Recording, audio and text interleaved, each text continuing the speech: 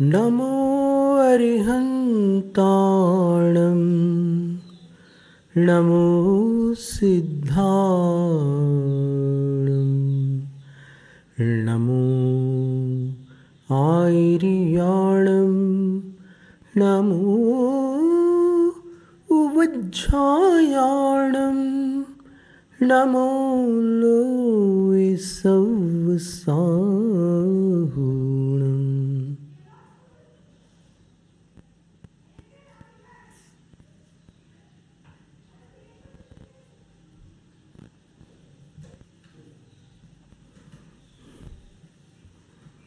Commonwealth countries, एक शब्द सुना होगा कभी आपने।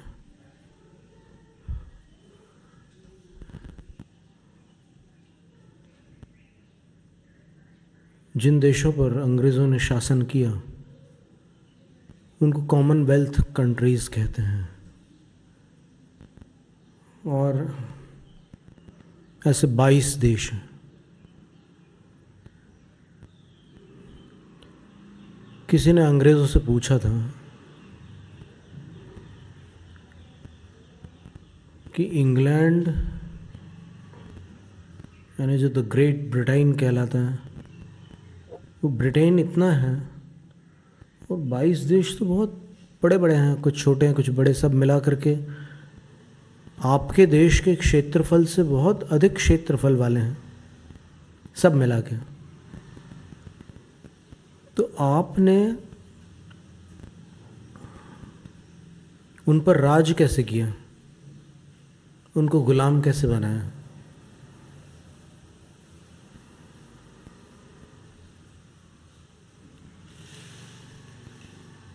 उत्तर मिला कि हम हर जगह 3 सूत्र लेकर चलते हैं। एक, पहला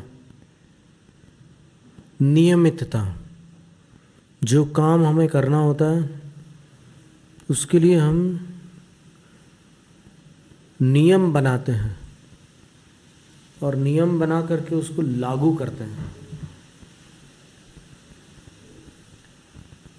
जैसे इंडियन एजुकेशनल एक्ट 1860 में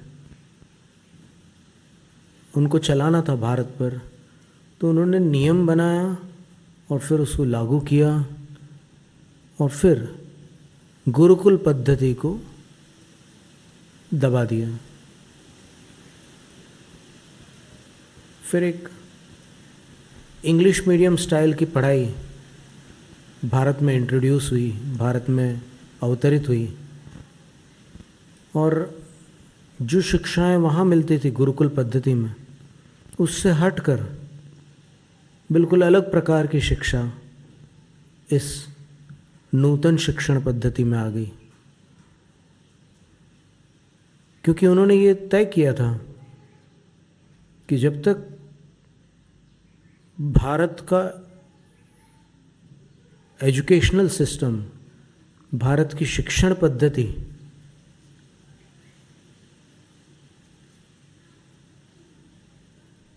गुरुकुल पद्धति जैसी रहेगी, तब तक भारत मानसिक रूप से कभी गुलाम नहीं बनेगा। और यदि हमने हमारी पद्धति यहाँ पर इंट्रोड्यूस कर दी तो फिर भारत छोड़कर भी यदि हम चले जाएं तो भी मानसिक गुलामी से भारत मुक्त नहीं हो सकेगा। और काफ़ी हद तक उनकी बात सच है।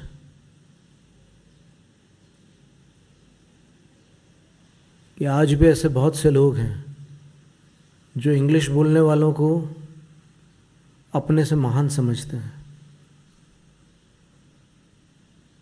जबकि हकीकत ऐसी है कि अगर किसी को हिंदी अच्छी आती है तो वो अंग्रेज़ी बोलने वालों द्वारा सम्माननीय है, और किसी को अंग्रेज़ी अच्छी आती है, कोई भी भाषा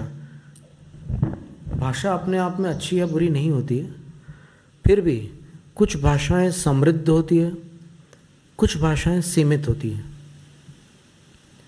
अंग्रेज़ी भाषा के कोश में कितने शब्द हैं, आप देख सकते हैं। और संस्कृत भाषा के कोश में कितने शब्द हैं आप देख सकते हैं।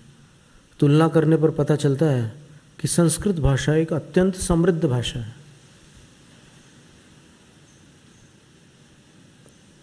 तो वो नियम पहले बनाते थे और फिर उसको लागू करते थे, तो फिर कोई विरोध नहीं कर पाता था कि भाई नियम के अनुसार काम चल रहा है, अब तुम लोग क्यों एजिटेशन कर रहे हो, क्यों प्रतिरोध कर रहे हो, नियम को सब स्वीकार करो। ऐसा कर करके उन्होंने वो नियम बना दिया। तो पहली चीज़ नियमितता, वो नियम से ही चलते थे। दूसरी चीज़ समय की पाबंदी, इसको अंग्रेजी भाषा में पंक्चुअलिटी कहते हैं। वो जो काम जिस समय पर करना है उसी समय पर करेंगे। वो IST नहीं चलता वहाँ पर, इंडियन स्टैंडर्ड टाइम नहीं। 8 बजे का टाइम दिया है तो फिर 8:15 8:30 पर चले आ रहे हैं, ये नहीं चल सकता। जो टाइम है उसी टाइम पर, एक्यूरेट टाइम पर जो भी करना है वो करेंगे। 22 देशों पर जीत हासिल करने के ये रहस्यपूर्ण सूत्र हैं कि कैसे अंग्रेज़ों ने 22 देशों पर राज्य किया। नियम बना बनाकर, समय की पाबंदी रखकर, और तीसरी चीज़ डिसिप्लिन, अनुशासन। अब अनुशासन ऐसा रहता है कि उसमें आपको मना भी करना है किसी चीज़ के लिए, तो मना करने के लिए भी वो एक ऐसा अनुशासन है कि आपको सीधा सीधा मना करना वर्जित रहता है उसमें। वहाँ का अनुशासन ऐसा है कि आप ना नहीं बोल सकते, आपको ये बोलना होगा कि यदि आप बुरा ना माने तो मैं बाहर जा सकता हूँ। I won't attend this meeting, मैं इस मीटिंग को अटेंड नहीं करूँगा, इस बैठक में नहीं बैठूँगा, ऐसा आप घोषित नहीं कर सकते, क्योंकि आप एक सदस्य हैं। आप कोई घोषणा करने का अधिकार नहीं रखते। तो आप ये बोल सकते हैं, इफ़ यू डोंट माइंड, ऐसा करके अगर आपको ऐतराज़ ना हो तो फिर मैं बाहर चला जाऊं। तो फिर वो लोग इस बात को स्वीकार भी करते हैं। अगर इस अदब के साथ में वो बात की जाती है तो फिर वो अनुमति दे भी देते हैं। और ऐसे कई प्रसंग भी आए हैं कि जब 4 लोगों की बात से 5वां सहमत नहीं है तो फिर वो वहाँ से प्रस्थान करने के लिए अनुमति मांगता है, और अनुमति इतनी अदब से मांगता है कि वो मना नहीं कर सकते, बाहर चला जाता है। तो ये अनुशासन जो है, शिष्टाचार भी एक बात, अलग बात होती है। आज सदाचार, दुराचार, शिष्टाचार, भ्रष्टाचार, अनेक अनेक प्रकार की बातें हैं, पर यहाँ पर उनके 3 जो सूत्र थे वो ये थे कि हम नियम बनाकर चलते हैं, हम समय की पाबंदी बरतते हैं, और हम अनुशासन भंग नहीं करते, अनुशासित ही रहते हैं। वो किसके सामने कैसा, अब ये भारत में भी ये पद्धति तो है ही है। अनुशासन तो बहुत कड़क होता है। गुरुकुल पद्धति में तो अनुशासन ऐसा होता था कि गुरु के बाद में सोना और गुरु से पहले उठना, और फिर नारियों की जो मर्यादाएं होती थी, उनके भी जो नियम कायदे होते थे, उनका जो अनुशासन होता था वो भी बड़ा कड़क होता था।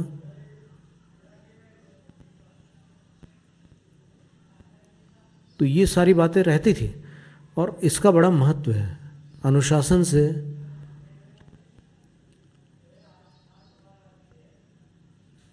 प्रभाव पड़ता है। कभी कभी कुछ बदमाश लोग भी अनुशासन से दूसरों को प्रभावित करके फायदा उठा लेते हैं। तो ये 3 सूत्र उन्होंने अपनाया और फिर यहाँ भारत पर राज्य किया।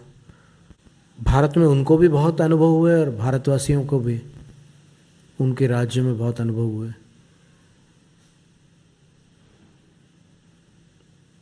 जो क्रांति उठी कि अब हमें गुलाम नहीं रहना,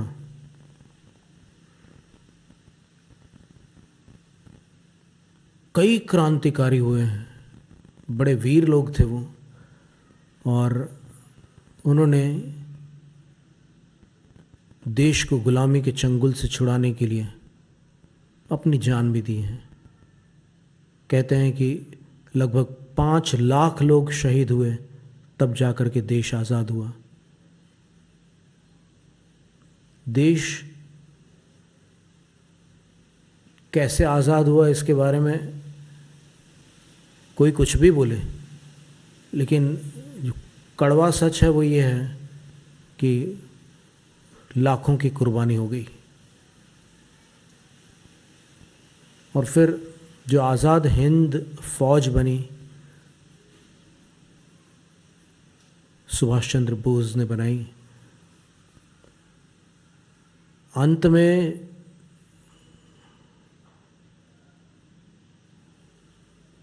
क्लेमेंट एटली जो प्राइम मिनिस्टर ऑफ इंग्लैंड थे, उनसे पूछा गया कि आपने भारत छोड़ कैसे दिया, भारत में तो आपके पैर जमे हुए थे, कैसे छोड़ दिए। ये ऑफिशियल रिकॉर्ड्स में ये बात आज तक है कि उन्होंने जो जवाब दिया था वो ये था, अब आज़ादी की लड़ाई की कोई भी कहानी यहाँ हिंदुस्तान में चल रही हो वो एक तरफ है, और एक ब्रिटिश प्राइम मिनिस्टर के मुंह से निकले हुए वाक्य एक तरफ है। वो क्या कह रहे हैं? ओनली 3 वर्ड्स, केवल 3 शब्द हैं, सुभाष चंद्र बोस।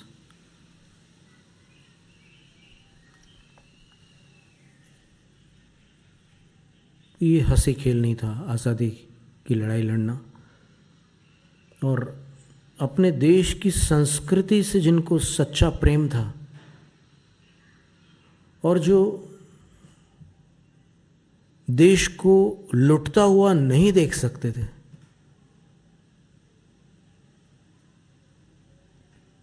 गुलाम भारत की जो दास्ताएं हैं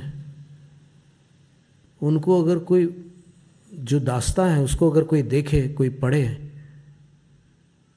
तो आंखों से आंसू आए बिना नहीं रह सकते। कितने भयानक कष्ट सहन किए हैं लोगों ने, लंबे समय तक भारत गुलाम रहा, फिर भी भारतीय संस्कृति जीवंत रही, उसका अंत नहीं हुआ, क्योंकि गुरुकुल शिक्षा पद्धति थी। तो शिक्षा पद्धति बदलने से आज हाय डैडी, हेलो मम्मी, ऐसे शब्द बच्चों के मुंह से निकलते हैं। और पहले, अब आप पूछोगे कि भाई पहले की बात याद करने से क्या अभी कोई सुधर थोड़ी जाएगा, लेकिन जानकारी तो होनी आवश्यक है ना। पहले तो चरणों में प्रणाम किया जाता था, और जो अपने माता पिता के चरण स्पर्श करते थे उनका जीवन बड़ा ही व्यवस्थित रहता था। जब से माता पिता का आदर घट गया, गुरुजनों का भी आदर घट गया। अब गुरुजनों के स्थान पर टीचर्स आ गए, तो वो शिक्षक हो गए, और वो जो उनको आमदनी होती है, अब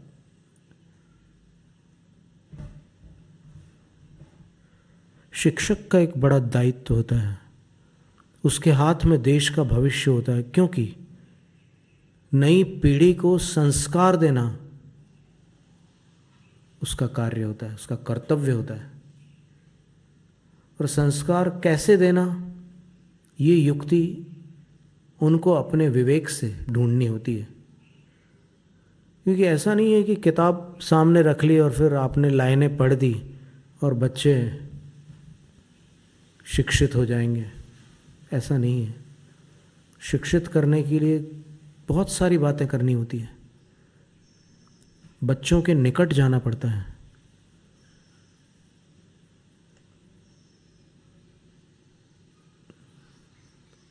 पहले जो टीचर्स थे वो कई बार ऐसे संस्मरण सुनाते थे बच्चों को, उनके काल के संस्मरण कि ऐसी घटना हुई, और उसमें जो आदर्श है उसको प्रस्तुत करते थे। तो फिर लगता था बच्चों को कि देखो अभी अभी हमारे ही समय की ये घटना है, और हमारे समय भी ऐसे लोग हैं जो देश के लिए इतने अटल हैं। देशभक्ति जगाना भी शिक्षकों का कर्तव्य होता है। देशभक्ति यूं ही नहीं आ जाती। अब जो फौजियों के यहाँ पर जन्मे हैं बच्चे, जिनके यहाँ पिताजी के मुंह देखने के लिए 6-6 महीने लग जाते हैं, कभी कभी साल 2 साल में वो लौट करके आते हैं घर, तो कैसा लगता होगा? कल्पना करो। जो अपने पिता हैं, कितने निकट है पिता।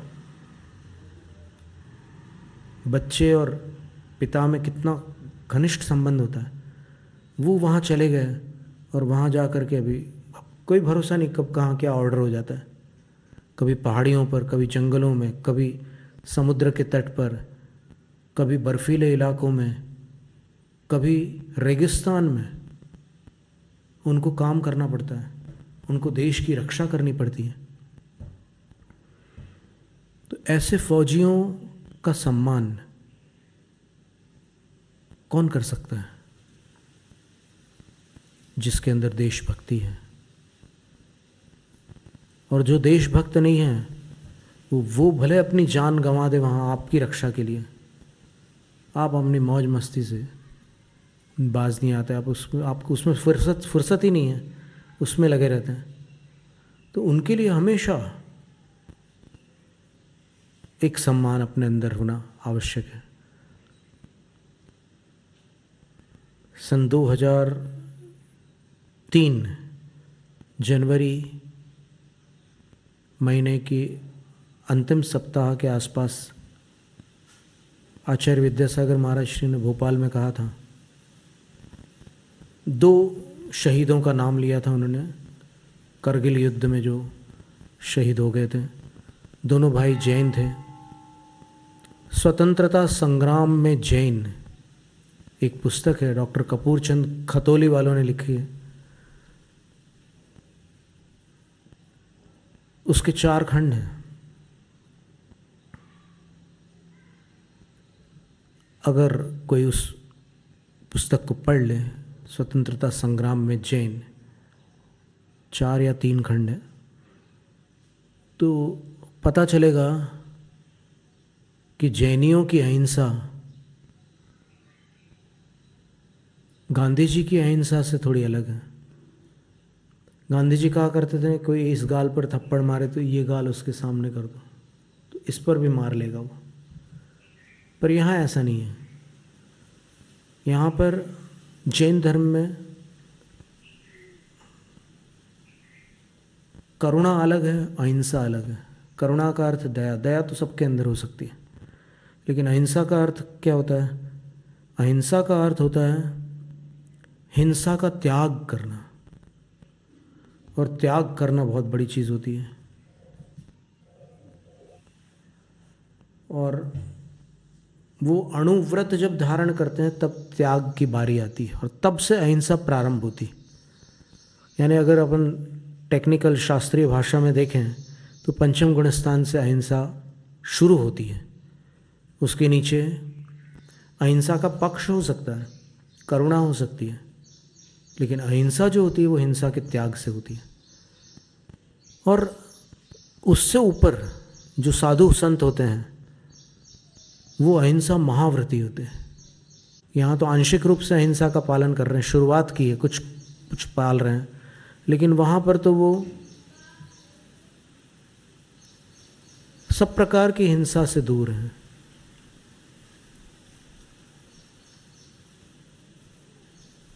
अब जिन्होंने आंशिक रूप से हिंसा का त्याग किया है वो क्या करें? जब देश की अस्मिता खतरे में हो, जब कोई आतताई अनर्गल प्रवृत्ति कर रहा हो, जब कोई अपने को सता रहा हो, तब क्या करें? शासन प्रशासन की मदद ठीक से मिल ना पा रही हो, तब क्या करें? तब वो स्वयं तैयार रहे और कानून का उल्लंघन न करते हुए कुछ प्रतिकार करें।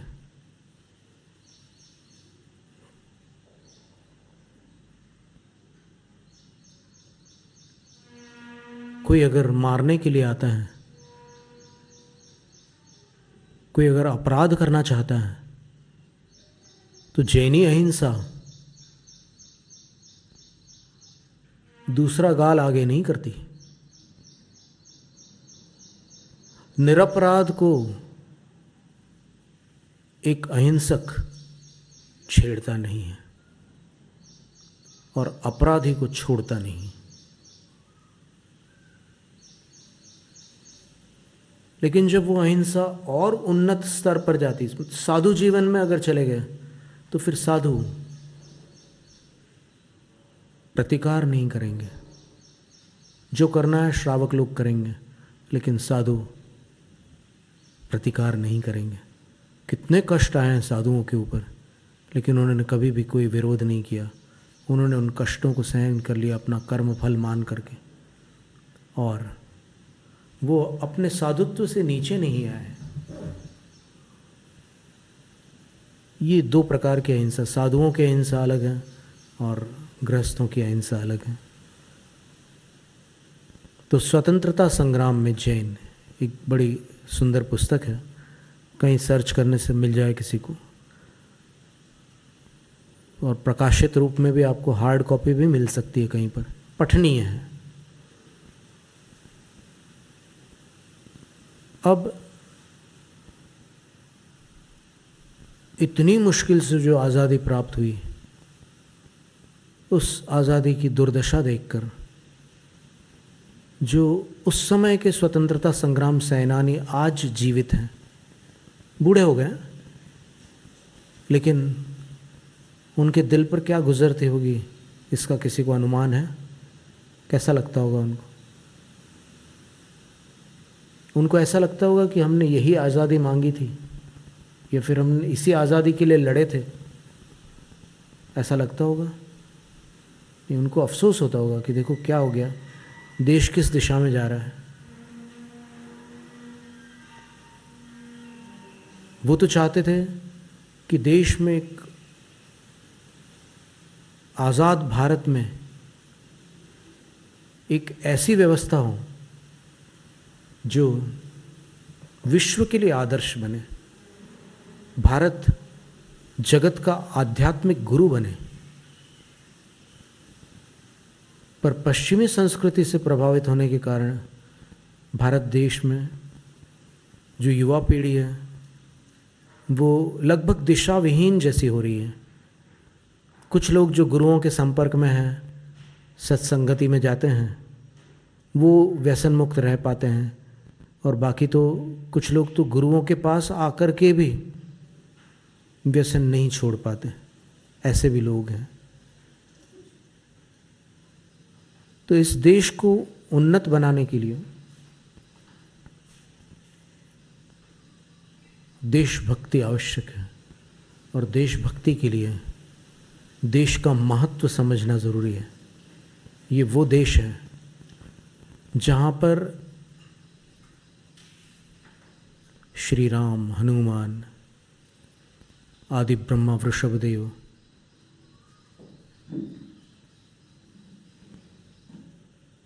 और बड़े बड़े महापुरुष हैं, अद्भुत, जिनका गुणगान करते हुए सरस्वती थक जाए, ऐसी आत्माएं यहाँ जन्मी हैं।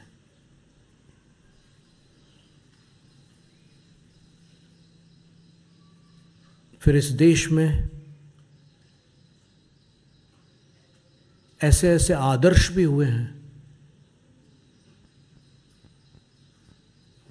कि जिनकी घटना सुनकर उनके प्रति सम्मान भर जाता है हृदय में।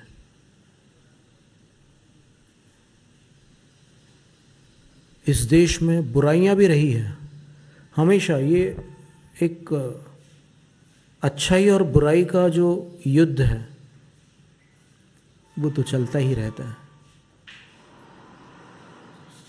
महापुरुषों के काल में भी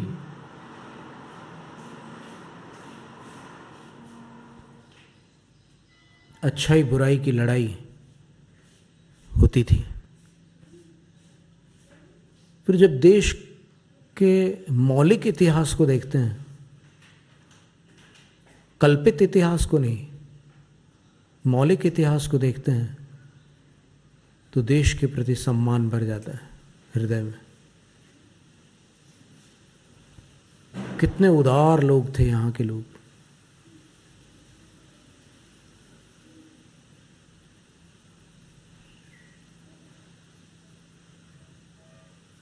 अतिथि देवो भव आदि आदि कैसे यहाँ की संस्कृति ने सूत्र दिए। हानि भी हुई, लेकिन हानि के बाद भी संस्कृति को उन्होंने जीवंत रखा